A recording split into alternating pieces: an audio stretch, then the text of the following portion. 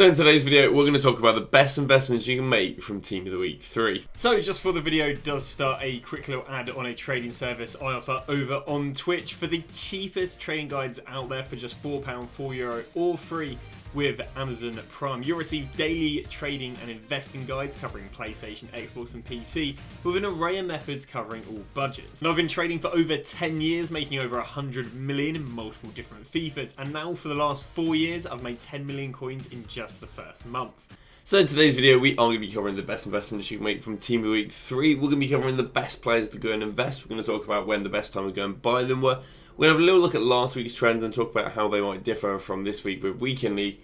I'd say that is about it.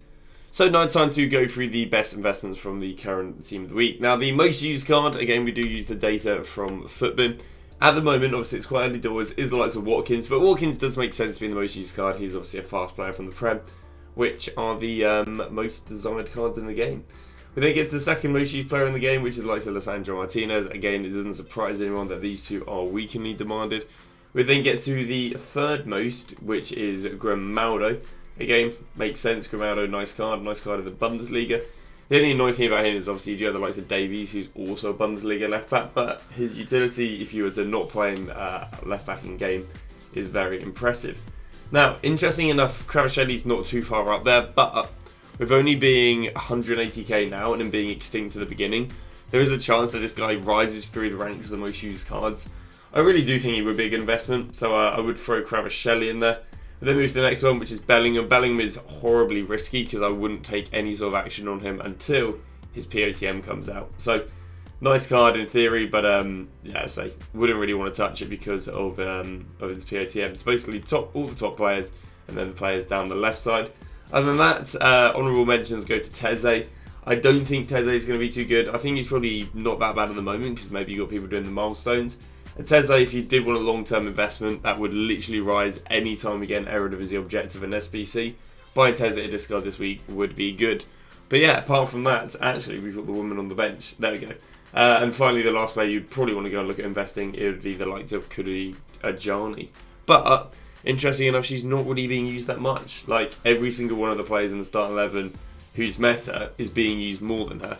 Now, this could be down to her being extinct for a little bit, or it could just come down to, and we see this happen all the time, the demand for players that aren't in a top 5 league, including the women's leagues, just aren't there. And I mean, it does make sense. She's not playing for a great team in the women's F League, playing with a completely unlinkable nation. So, it's like, in theory, she's an amazing card, but on paper, it's just a card that's absolutely horrible to try and link in.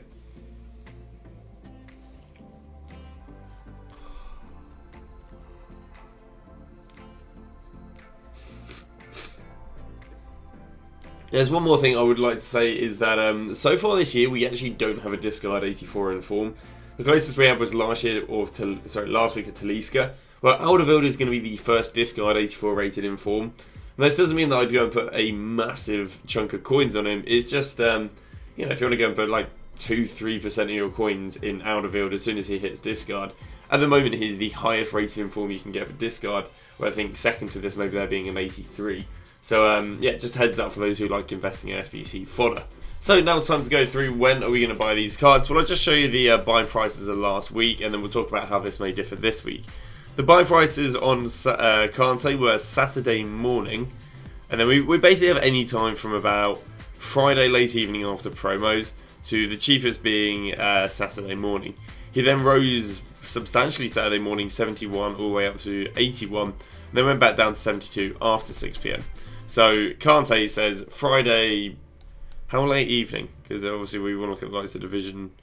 Friday, basically any time after packs, although he did rebound, interesting enough, between 8 PM and 10 PM. So basically it was any time after packs on Friday, apart from 8 PM, 10 PM, because he already rebounded a little bit, but then went down again. Then we get to the likes of Saul. And again, Friday after 6 PM he was good. He rebounded for 2 hours and then was basically cheap all the way through to very early morning Saturday. Other than that, your other buy time seemed to be a Saturday evening. We then get to João Cancelo, and again, between 6 PM to 8 PM on, this is Thursday, interesting, after marquee matchups. So very interesting. It was actually João Cancelo was actually cheapest Thursday after marquee matchups, and then again we do see this here Friday before 6 p.m. because it got panic sold so much. So if you see a drop of like, it's not that high though. It's only a drop of like 10% in like 2 hours maybe, either after marquee matchups or before 6 p.m. Could be a buy. Kane was the cheapest Friday morning. Interesting. Heung-min Son was the cheapest after marquee matchups. Other than that, we then had Friday morning and then panic selling before 6 p.m. He was more panic sold before 6 p.m. than the packs. Interesting. We then get to the likes of Talisca. Talisca was the cheapest to buy after marquee matchups, which again is Talisca was cheapest to buy Saturday, Saturday, very early morning, and then he rose everything from them. We then get to Trippier. Cheapest time to go and buy Trippier was Friday after lightning rounds, all the way through to Saturday morning. And then Saturday morning he rebounded. And then finally got Totw, whose cheapest time to go and buy him was Saturday evening. So I'll be honest with you, there is a few different trends there. But I'd say the overall trends were to go and buy them after marquee matchups. Which I'd say is a little bit risky because it's one of the earliest buy points. I'd say the safest buy point seems to be after 6 p.m. on Friday. So 6 p.m. Friday all the way through to probably about 7 a.m. Saturday.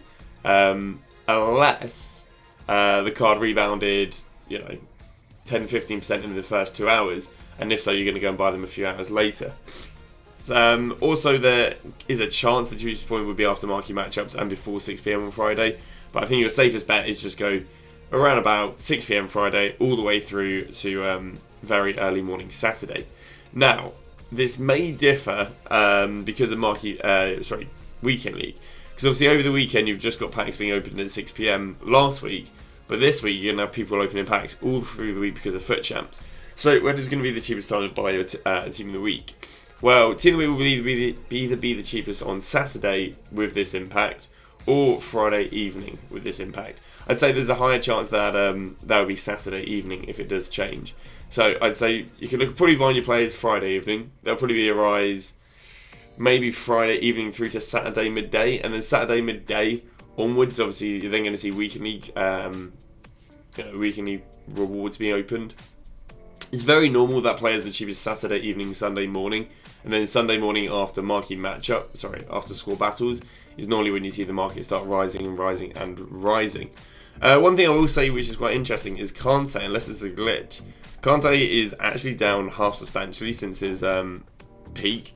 So Kante went up to 90 and he's already had drops as low as 83.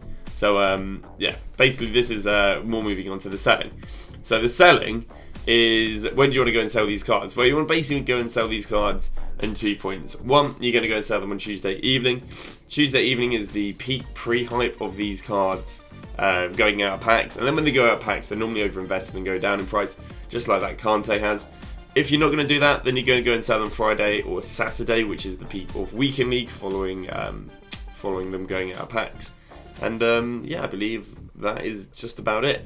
In terms of money, there was really good money this year. Kante again, last week, 72 to 92. Koke went 40 to 50.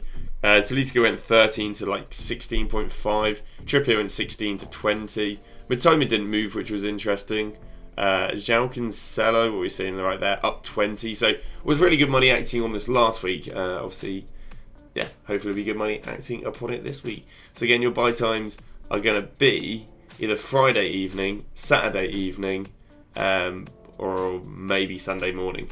But once again, if you do buy a little bit too early, I don't think it's the end of the world, because we did see 30% rises on some of these team of the weeks, which means if you miss buy and they go down another 10%, don't deep it. It doesn't matter, because they should rise more than they just dropped. Well, that is that. Thank you very much for watching. That is Team of the Week 3 covered, and we'll see you guys tomorrow with a brand new video.